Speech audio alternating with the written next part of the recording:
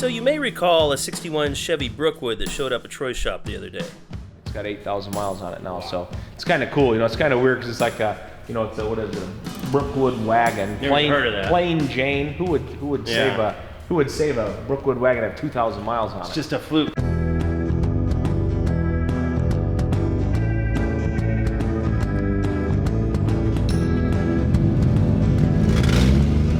And of course, I had to take the opportunity to take it for a quick spin to critique the ride.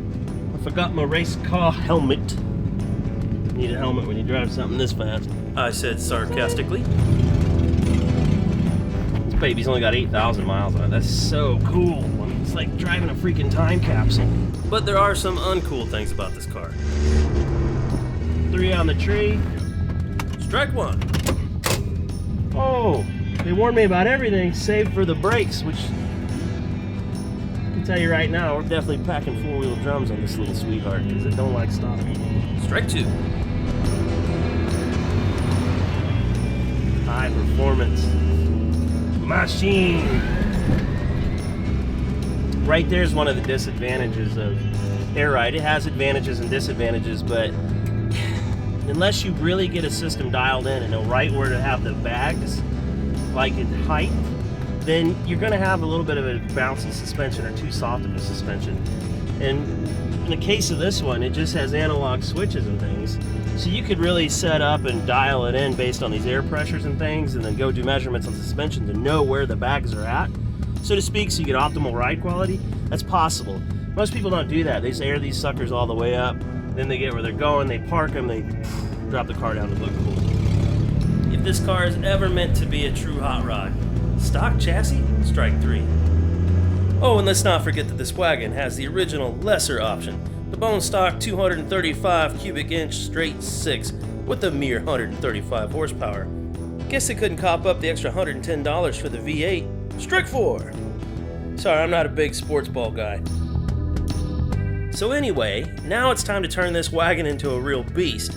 Now, if we were going to violate, say, a 69 Camaro Z28 DZ car with only 8,000 miles on it, we'd probably be getting death threats. Trust me, I've been there. But I don't think there are any real 61 Chevy Brookwood fan clubs out there, so time to tear stuff up. Let's get this super complicated thing done. Oh, wow. Oh, boy. I got it. You sure? Okay. Man, I like them red seatbelts. Yeah, this is badass right here. Race car seatbelts. The straight 6, 3 on the tree powered old wagon. Strike 5? What do you do with this one, Al? You tie it around your waist? Neck. Oh, that's the neck one? Neck restraint? Seatbelt bolt. These are worth some dough. Looks like we got... Are we going to keep the rubber mat, like try and preserve it? Yeah, I think so. All right. Even though Al and I both worked on a lot of cars, neither one of us have worked on this specific model of car, so we had to figure out how to get the back seat out. It was kind of like a puzzle, however. Al, let's, it's like one with the seat, man. It's folded over like a door panel edge. Let's pull the panel back there once. See All right. if we can get the back seat to come up. We had to start from the back and work our way forward. It seemed like each panel was layered over the other, a catch-22 of sorts. The next challenge was preserving the wear that the car already had. We don't want to put any glaring new scratches on the finish.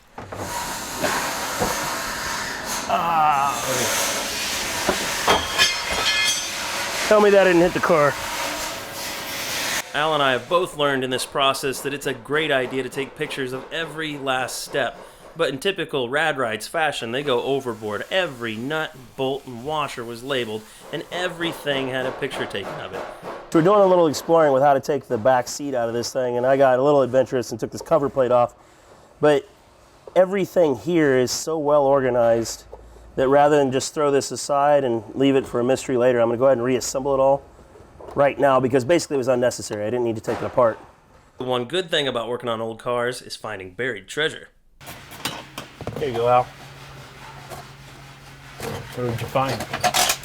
This bud's for you. A 1961 cup? Yeah, that was I had a roadie in it at one point in time.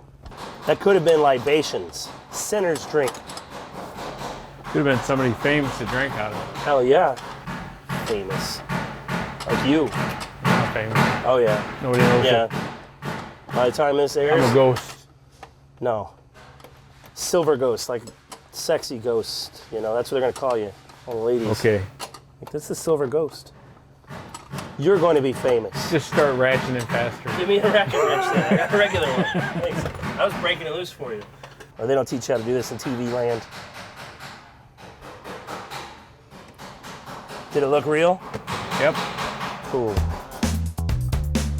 Now that we've pretty much gutted the entire interior of the car and cataloged it, it's time to move on to the front end. Ready to zip the hood off? Let's do it. Dude it. Sway bar mounts? Yeah, somewhere. Right there? Somewhere safe.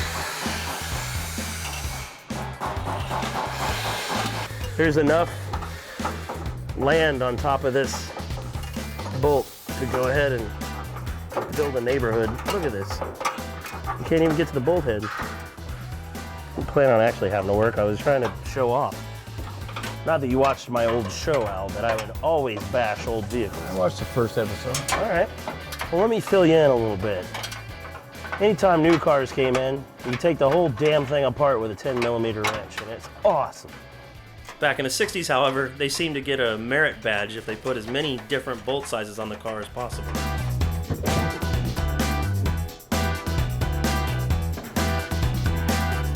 Oh, baby. And right as we were putting our finishing touches on the teardown of the front of the car, we were given a nice reminder of why this car is going to need the Rad Rides makeover. Hey Jared, wait till you see the boot. Yeah? I noticed it from the inside. Oh! Missed the hole there. Yeah. Still work. Don't use the hole provided, you just make That's your a own. drain. Yeah, that makes sense. Oh, it was upside down. There you go. Yeah, that's Floor when, drain. when it drains. Was that you, Alex? You just said something to me about playing with the brakes on this thing. No. No? Okay. The shaft never came out of the car. That's a nice hole, though. It is the little details that matter, but can't forget the big ones. Troy moved on to the new chassis. Is that for strength? See it playing well in there? Yeah, my buddy Art sent this out to him. I always get them unwelded. That way I can move stuff around and it's easier that way. This one it probably won't because it's more straightforward. But like, you know, the other jobs that are bigger, a lot of times I'll take the cross member out, move it or whatever. So it's just easier than I'm not cutting everything apart. So yeah. Art's nice enough to to send it this way. And obviously you drove the car the way it was. And it's very 60s. yeah, this will be a huge improvement, you know, with the, you know, Corvette arms, and we make our own arm up here, you know, cool. so we run a bigger spring and stuff. Just a few things we've learned to make them work better, and I love running OE bushings, as you remember. Yeah. So all the rubber stuff, it just makes a better ride, and we got a pretty good handle on making these things work really well. A couple gussets here and there, and then this one, as you see, it doesn't have any body mounts on it. I like to position it a little bit where we want it. It's a little more work on our end, but we can kind of get it put where we want. So. Are you going to set the engine back a little or anything? Probably a little bit. Yeah, just a little bit. Yeah, cool. And on this one, because it's single turbo, we may set it back just a little bit so we can have a little more room up front for the packaging. So we're going to probably put the turbo up front on this one. Have you used that IRS setup before? Yeah, that's based off a new Camaro. So okay. Honestly, obviously you get a lot better ride. You know, you get a little better ride that way. If you're hitting one bump and one wheel's dropping in, all that's better. But honestly, the upside of that, if you ask me, is it's a brand new GM ring and pinion, no gear noise. Huh. You know, the old Ford 9-inch gear noise and all this, a lot of the aftermarket stuff, it's always there a little bit, you know. So in a car like this with a Wagon, it's just like an echo chamber. Oh, so sure. To me, the better advantage to having that in there is the quietness of it as much as the ride. And there again, we run the bigger spring back there and just do a few modifications, simple things just that we feel makes it ride a little better. So yeah, things like, I mean, that you understand like spring rates and stuff like that other people could probably just take for granted and wonder why their car doesn't ride correctly, even though it's got this. Because that's one thing, you can jump in some of these hot rods that have a modern chassis and they're still, they don't feel right. They're still tight. Yeah. Well, the misconception a little bit is, you know, a lot of this aftermarket stuff set up more for like autocrossing. Yeah. I mean, how often are these guys autocrossing this stuff? It's to go down the highway. Yeah. And a lot of what they miss the most is the shock absorber, the compression on the shock. So that way it'll take the bump and go down, but we catch the rebound on it. So the way we'll set a car up like this is I've got a set of coilovers that we've drilled. We've taken all the oil and gas out of them, so it's just nothing. Yeah. So then we'll put the spring rate on there and go up and bounce the car and see how it feels, right? Real fluid. Yeah. So the spring rate's enough to hold the car where you want it, but it's really fluid, and then you introduce the shock. Because like if you had it real nice and fluid, and then you put just right off the shelf shocks on it, there's so much compression, and now you're like, you can't move them. So now you've lost your ride. A novice driver in an autocross track with the no compression shocks or high compression shocks ain't gonna know the difference. Yeah. So, Okay. But what they'll really notice is the seat of the pants, the ride quality going down the road. So That's what it's all about. hey, what happened to? Oh, my beard? Yeah, you go so fast in the wagon it just fell off, or That was what? it. That was the car that did it. Is that what it was? No, Kendra made me shave it. Yeah. We went to a Ferrari thing. So, Ferrari, huh? You had Yeah. to clean yourself up a little bit. I figured they wouldn't let me in the door otherwise. You're looking better. Well, thanks. You like this better? Yeah. It's more. looking better. I just represent you better. Yeah, I know the shirt's See even that? better too. I know. Got Yeah. my best pair of shorts on. Yeah, you look New to see them shoes. action. Yeah. Them are not work boots though. They're OSHA approved. Yeah, I either way. want to stomp your toe just to see if they're steel in there right now. God, you're mean. Well, good. We're gonna lift this thing up and set it on there. All right, awesome. With the new chassis on the frame table and the body in the air, the next step is to bring them together as one.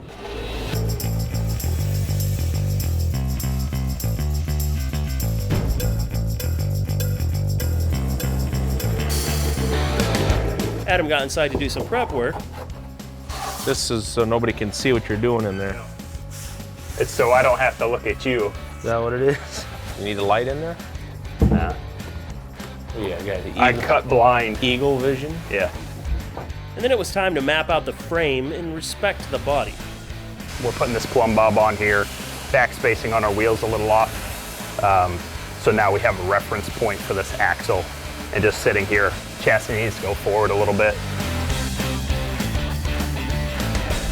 Over there, it's only about a half inch, Right now, yeah, away from that flat on the top. we could let it touch, just set it on it, and then flatten the rail out. You know what I'm Yeah. saying? If we just let it set on it, Yeah. and then see what we got.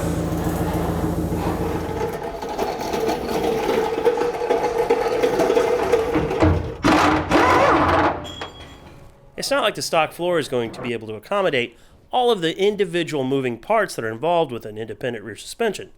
So what we're doing here is clearancing the floor a little bit for these window wells. These cars normally had a X frame under them, which just ran down in the center.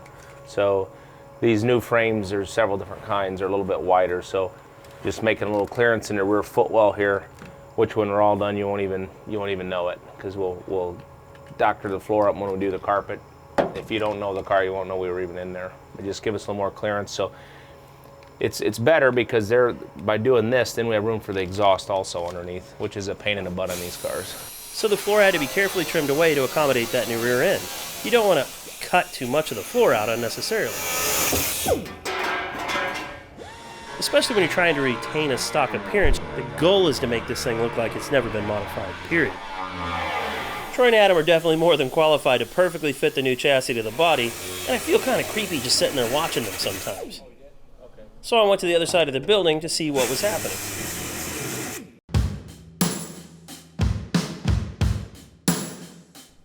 Today Alex is working on getting the 55 running because the owner decided to shift from a carburetor to fuel injection, which in my opinion is a great idea.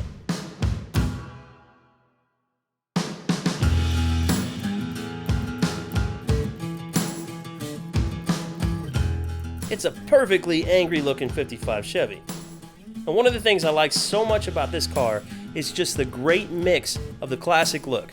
I mean, it looks like a 55 that was warmed over in the mid-60s and modified to kind of fit that taste, other than the big wheels. It looks approachable, it's identifiable. When I say this car is not intimidating, it's because it's not until you really sit down and study the details that you realize just how refined and probably expensive this car actually is. Normally, I really don't like the first round draft picks. I typically stick to the cars that are a little more oddball. I think I kind of got that from Troy, but this car just checks all the boxes. And that is precisely why I chose it to star in an upcoming short film I did with Mothers featuring their CMX ceramic spray coating. This is one of the last cars I actually worked on before I went and chased my TV career. And since I've been back, I've actually got the chance to work on it just not too long ago. Coat it or anything, but you got to finagle it around the dipstick, obviously, and Yeah. I just want to go down with it real slow. Nothing hit me in the face, Al. You're free. I'll grab you by your feet and drag you out. No, please don't. Troy was saying he couldn't weld the top of this. What, does he lose his, Can't see like it. his talent? I can't see it. I thought he could weld anything, anywhere, anytime, anyhow. We built this car about 10 years ago. As you can see, it's got some mileage on it and stuff, and you can see some of this half-ass welding here. Pretty sure this is some of Jared's handiwork here. That's why he doesn't work here anymore. Now we don't accept that, so we're gonna tune it up a little bit. You suck at Champagne. Now they're working on buttoning up the fuel injection system, which isn't just as simple as tossing the carburetor in the trash and then putting the new fuelie on top. The goal is to keep this thing looking the same as it did before, and with additional plumbing and wiring, that can be a difficult task. So now that the mechanical part of the installation is done, it's time to set up the base tuning, and along with that goes base timing. The new fuel injection system is actually going to control timing. Al, who's the new guy? We have Gary with us today. What's that all about? This is supposed to be a me and you thing. We rented him from the library. They're going to make sure they know the engine's personality with only mechanical control of the timing before the computer takes over. The AFRs are pretty rock solid. Right now they're at like 12.5 to 12.7 to 1 when you were laying in it a little bit. And then when you go back to idle, they bounce back to like 14.2 to 1. And it's still in the self-learning phase, so it's doing everything it's supposed to be doing.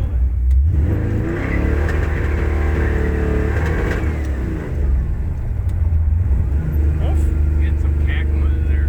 Yeah, Not it's strong though. He's not happy. We need to get back. We need to set it back so it's controlling the ignition itself. Yeah. And I think once we do that, it'll be a lot think so. happier because it can feed in a lot more advance. Smart stuff, these guys said.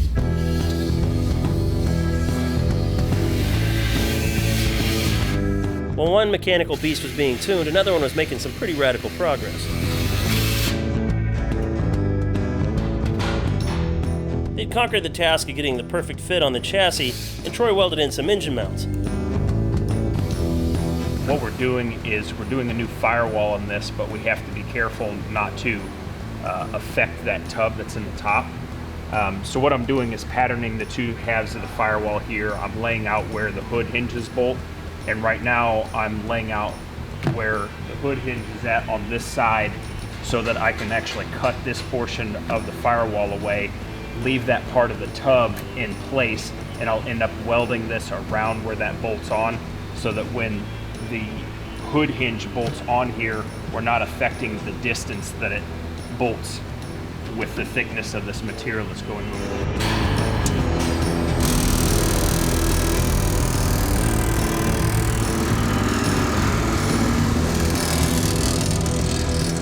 The original shape of that firewall where it meets the cowl here, and having done the other side, this radius as it comes around the corner here fades away to nothing. It's easier to just run those dies through the end of the panel and then just come back and flatten it out so that that radius comes back and just tapers away. It's real tight here. It's almost 90 degrees, and then as it comes around the corner, it gets to be a wider radius. So when I cut this stuff out and I weld this piece in here, I want it to have a nice transition into the original metal. And I don't even think these guys sleep. It was well into the evening, and I went back to the hotel to get some rest. In between that time, they'd already pulled the engine out, put some additional welds on the engine mounts to add strength to them, and then put the engine back in to check fit. So by the time I showed up in the morning, it was already in perfect position and ready for the next step. There's a lot to think about in this phase of the process, and while the body and chassis are two separate chunks just kind of floating around at this point, the guys can take advantage of that. So they prefer to make their own body mounts and parts to get the chassis setting closer to the body, to gain an even lower appearance without affecting the suspension travel. These chassis are great. We've used them for years, and they have plenty of things that are a direct bolt-on application. Sure. In our case, we always go a little extreme. Troy made the body mounts in the front here, have those installed, and everything's set up here. He's going to move to the back and do some body mounts back there, and then this will be locked into the chassis. Everything's squared up now. The cars are all built on top of square chassis tables. The top of the table represents the ground level, so the car is built completely around the ride height and stance. We set it up with everything level to the rack. It makes it a whole lot easier for setting up our driveline angle, suspension setup, and then when we're doing the rear suspension, we just keep in mind that we're going to have an inch of rake in it. Yeah. Rake is all about how the car sets. It's the amount of angle from the front of the car to the back, and it's a critical consideration because it can drastically affect not only the appearance of the car, but the sensitive relationship to its drivetrain components. Otherwise, if you set it up with it at a rake, now you're trying to factor that into everything that you're doing. So like you said, the engine's in this morning. What we're doing now is we have this in place. We have it set up where we want it to for clearance against our rack here for the steering. We have our drivetrain angle set up. We have an independent rear suspension in this, so hypothetically it does not have to move, and so the drive shaft can essentially be straight. Will you guys run a one-piece shaft in this? Because I know it's really long. Yeah. No carrier bearing, just Yeah, okay, and cool. we'll run a one-piece shaft in this. We just finished a 59 Cadillac, and we ran a one-piece shaft in that, and I can't even remember how long it is. Seems like it's 200 inches long, but Yeah. we had to go with a larger diameter drive shaft, but we were able to do it in one piece. Good. It just saves, fewer pieces, less problems going Less with NVH. the. Yep. So the only reason I mentioned that pinion angle's locked in place is the fact that you don't necessarily have to have those at opposing angles. The opposing angles he's mentioning are that of the transmission and the center section of the rear axle. They're vital in making sure that the drivetrain is smooth and balanced while in operation. We do set this up. This is at 3 degrees right now because you do affect some things as far as the transmission pan, how the sump works, and those sorts of things. The choice of transmission for this car? The venerable 4L80E. It's a heavy-duty 4-speed automatic known for its ability to survive gobs of power. Bowler does a few things to them to make them actually bulletproof. We've put this behind 1,300 horsepower cars and never had a problem with the transmission itself. Yeah, that speaks volumes. I felt like Gary and Alex made some good progress, and the car seemed to me to be running tip-top. So Alex and I took it out and made some new memories by tearing up the countryside in this old beast. The hood camera's playing hell right now. Oh yeah, it'll be all. I don't know if it has that dance prevention or not. Dance prevention, stabilization. There you go. I don't remember much about this car when it showed up. It looked like it was a nice car, right? And then It looked like it was a really nice car. We were going to leave the body and paint all alone. Just drop the chassis under it. And once we pulled all the carpeting and stuff out of it, we found the whole floor was fiberglass patched. that's right. So we ended up cutting the whole floor out of it. We did put an aftermarket floor in it. Welded it all in, new rockers. Part of the left rear fender we cut off, replaced. And of course, firewall. So it turned into a little bit bigger project, of course, once we got into it. But Yeah. they always do.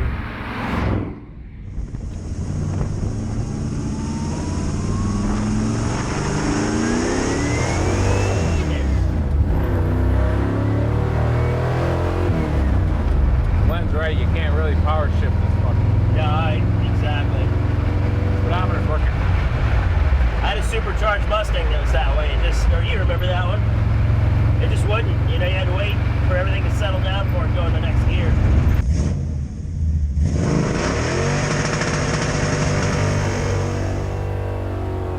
Hell yeah! Yes! We were on the road limiter there a little bit. Yeah, fine. That was strong. But see how I was talking about how it just really kind of tracked? Oh, it's great, Like man. that Nova, when you do the burnout in that Nova, it just takes you sideways. Yeah, it just wants to do that. No, this thing's straight.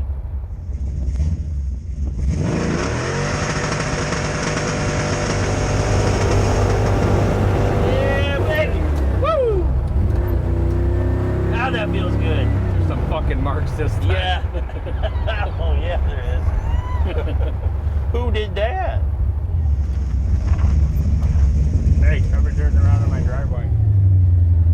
Somebody turned it out of my driveway. Big duck up.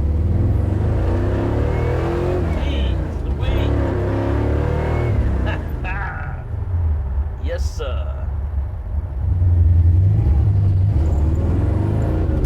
I don't think this thing's really running that great. Yeah. But then Alex revealed to me that he felt like the car should still make more power, which was a surprise because it felt pretty damn good to me already. That's when Troy dropped the news on us that Dale Cherry was coming to town. Dale Cherry has tuned some of the fastest machines on the planet. He's one of the who's who when it comes to hauling ass. So if there's a little bit of extra power to be found in this big block 55, Dale's going to be the super sleuth that unlocks it, which I look forward to being a part of, so I know when I'm scheduling my next trip.